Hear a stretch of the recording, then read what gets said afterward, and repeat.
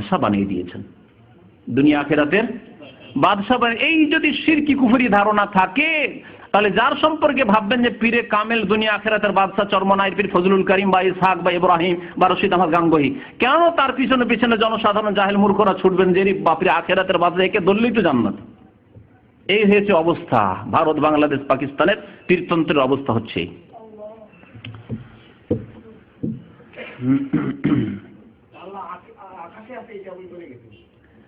পৃষ্ঠা নম্বর 55 বা 55, তাতে দেখুন একটু,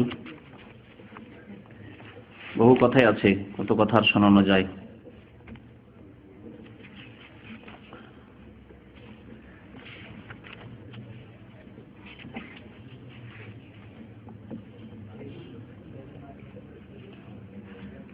পঞ্চান্ন পৃষ্ঠায় কি লেখা আছে শোনেন।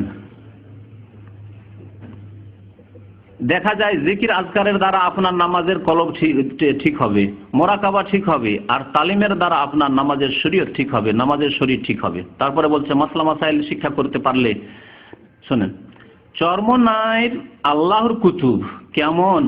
চরমনাইর আল্লাহর কুতুব। তাহলে কুতুব শুধু ওই সামদেশে খুঁজতে হবে না, দেশে চরমনাইয়ের পীর আল্লাহর কুতুব।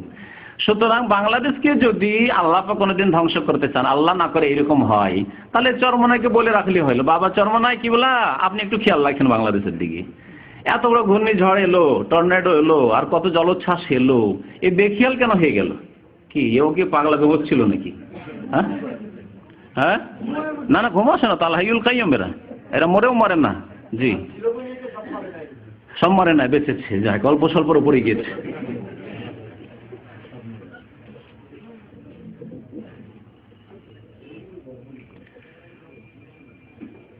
তারপরে 67 পৃষ্ঠা একটু দেখি, 67 পৃষ্ঠা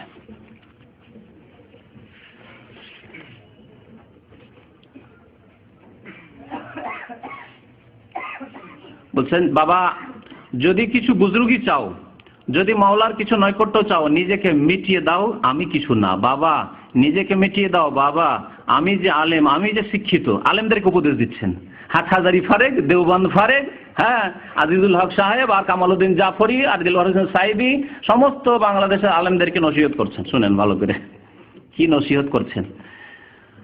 হ্যাঁ, আমি যে আলেম, আমি যে শিক্ষিত, দিল থেকে ভুলে যেতে হবে আমি যে গুনাহগার, আমার চেয়ে গুনাহগার আর সারা জাহানে কেউ নেই।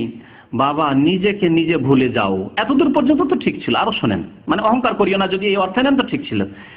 যে আলেম, যে শিক্ষিত, যে কিতাব পড়ছো, যতই বই পুস্তক পড়েছো সব আগুনে ফেলে দাও। যত বই পুস্তক পড়েছো সব আগুনে। কোরআন এবং হাদিস পড়ে আলেম হয়েছে, এই যে অহংকার যে আমি আলেম হয়েছি, আমি শাইখুল হাদিস হয়ে গেছি, হাটহাজারি আর দেওবন্দের আর আপনার অমুক মাদ্রাসার গোপালগঞ্জের, তো এই সেই ওসব বাদ দাও। সমস্ত কিতাবাদিকে নিয়ে গিয়ে কি করো? চরমনাইয়ের তালিম, মামায়েজে কারিম। আর বক্তব্য হচ্ছে সমস্ত কিতাবকে আবার পড়ে শোনেন, যত বই পুস্তক পড়েছো সব আগুনে ফেলে দাও। যেসব ডাক্তার, ইঞ্জিনিয়ার, অফিসার যারা চরমনাইয়ের ভক্ত হতে যান বিভ্রান্তির শিকার হয়ে, তাদেরকে উপদেশ দেওয়া হচ্ছে আপনাদের লাইব্রেরিতে, বাড়িতে যা বই পুস্তক আছে সব কি করেন? আগুনকে পুড়িয়ে দেন, আর নিরেট জাহেল মূর্খ হয়ে যান আর কাফেরদের গোলামি করেন। সায়েন্স টেকনোলজিতে উন্নতি করে লাভ কি? ওই আপনার একটা সুচ নিতে হবে, তবুও চায়না থেকে নিতে হবে, একটা টুপি নিতে হবে, তবুও চায়না থেকে কিনতে হবে। এই অবস্থায় চলে আসেন, এই হচ্ছে পীরতন্ত্রের শিক্ষা। তাহলে পীরতন্ত্রের শিক্ষার শেষ নতিজা হচ্ছে, ফলাফল হচ্ছে যে না দুনিয়া না আখিরাত। আলেমদেরকে বলা হচ্ছে যে তোমরা আগুনে ফেলে দাও, কিতাবাদি জাহেল মূর্খ হয়ে যাও, দরকার নাই, শুধু এই আমাদের রাস্তা ধরো। আর ডাক্তার, ইঞ্জিনিয়ার, বৈজ্ঞানিকদের বলা হচ্ছে সমস্ত কিতাব পুড়িয়ে দাও, দিয়ে চলে আসো চরমনাইতে হাজির হয়ে যাও আল্লাহর কুতুবের কাছে।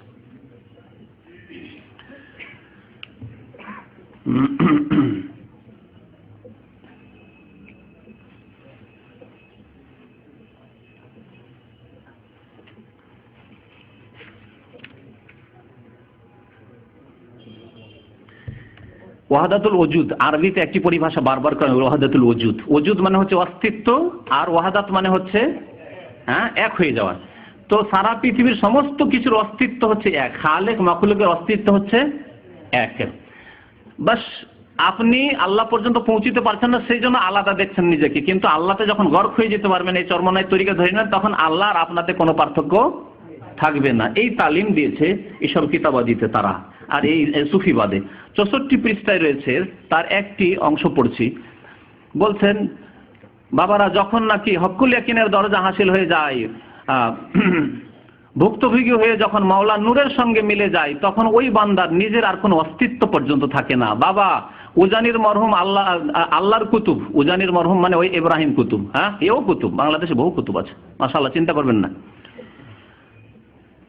কুতুব বলতেন, বাবা লাকে এমন ভাবে টান দাও জিকিরের সময়, লাকে লা এইরকম করে টান দাও, লাকে এমন ভাবে টান দাও, নাই নাই নাই কিছুই নাই, টাকা নাই, পয়সা নাই, ঘর নাই, দুনিয়া নাই, স্ত্রী পুত্র সংসার কিছু নাই, আসমান নাই, জমিন নাই, আরশ নাই, কুরসি নাই। আমি পড়ছি, কিন্তু আমি বানিয়ে বলছি না, আপনারা ভাববেন না যে আমি বলছি, আপনারা ভাবতে পারেননি। হ্যাঁ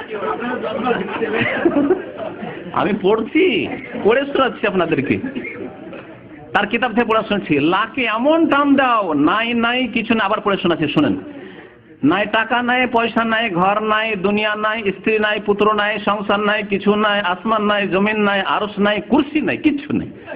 আচ্ছা এমন কি আমিও নাই, ওয়াহদাতুল ওজুদ, আমি কি এমন কি আমি নাই, মানে আল্লাহতে একেবারে একাকার হয়ে গেছে, বিলীন হয়ে গেছে। নাই, যেই ব্যক্তি হক্কুল ইয়াকিনের দরজায় পৌঁছে মাওলার ভিতরে ফানা হয়ে গেছে, শুনেন ওয়াহদাতুল ওজুদ, ফানা হয়ে গেছে, ওই বান্দা ছাড়া আর কিছুই দেখে না, আর কিছুই দেখে না। ওই আশেক বান্দা বলে, আর যে গাছ, হ্যাঁ দেখতা হুঁ হর গুলে মে তুহার রং মে তুহার তুমি তু হর গুলে মে, মানে ফার্সিতে বলেছে সবে, হ্যাঁ বুঝছেন।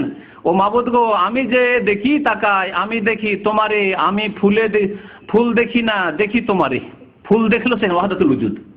ওয়াহদাতুল ওজুদ অনেকে ধারণা করতে পারেন যে আমরা বাড়িয়ে বলছি, শোনেন দেখেন, ফুল দেখলে যেন আল্লাহকে দেখছেন, কারণ সব ওয়াহদাতুল ওজুদ, সবকিছুতে আল্লাহ দেখছেন। তো বলছে ওই ফার্সির অর্থ করে, তাহলে দলিল কোরআন হাদিস না ফার্সি? দলিল হচ্ছে এই কিতাবে আর আশেক মাসুকে, যেখানে কোনো এইসব কথাবার্তা বর্ণনা করা হয়েছে, সেখানে একটা করে শের কবিতা পেশ করেছে, তা হচ্ছে ফার্সি ভাষায়। আর ফার্সি ভাষা পৃথিবীর কোন দেশের ভাষা? কোনোদিন আর কোনো এলাকার ভাষা হয়নি, ওই ইরানেরই ভাষা থেকে। আর ইরাকের কিছু অংশ এককালে ছিল আগে, ইসলাম যাওয়ার পর আলহামদুলিল্লাহ সেখানকার ভাষা আরবি হয়ে গেছে। তাহলে এই ইরাকের কিছু অংশ আর ইরানের ভাষা হচ্ছে ফার্সি ভাষা। তাহলে এই ধর্ম, সুফিবাদের ধর্ম কোত্থেকে গেছে? মক্কা মদিনা থেকে, কোরআন হাদিস থেকে, ইরান থেকে। আর ইরানে মজার কথা শোনেন, ইসলাম আসার পূর্বে সেখানে ছিল আগুনের পূজা, মজুসি ধর্ম ছিল, অগ্নি পূজকের ধর্ম ছিল, তাদের ধর্ম ছিল। আর ইসলাম সেখানে পৌঁছার পরে, ইসলাম তো সঠিকভাবে পৌঁছে দেওয়া হইলো সাহাবায়ে কেরামদের যুগে, তাবেঈনদের যুগে, কিন্তু তারা খুব তাড়াতাড়ি আবার শয়তানের গুমরাহির শিকার হয়ে গিয়ে বাতেনি আর ওই কুফরি শিরকি মতবাদে বিশ্বাসী হয়ে তারা রাফিজি হয়ে গেল, আবার গিয়ে আর এক গর্তে পড়ে জাহান্নামে যে রাস্তা ধরে নিল। এ হচ্ছে ইসলাম আসার পূর্বেও তাদের শিরকুফুরের অবস্থা, আর ইসলাম আসার পরেও তাদের শিরকুফুরের অবস্থা।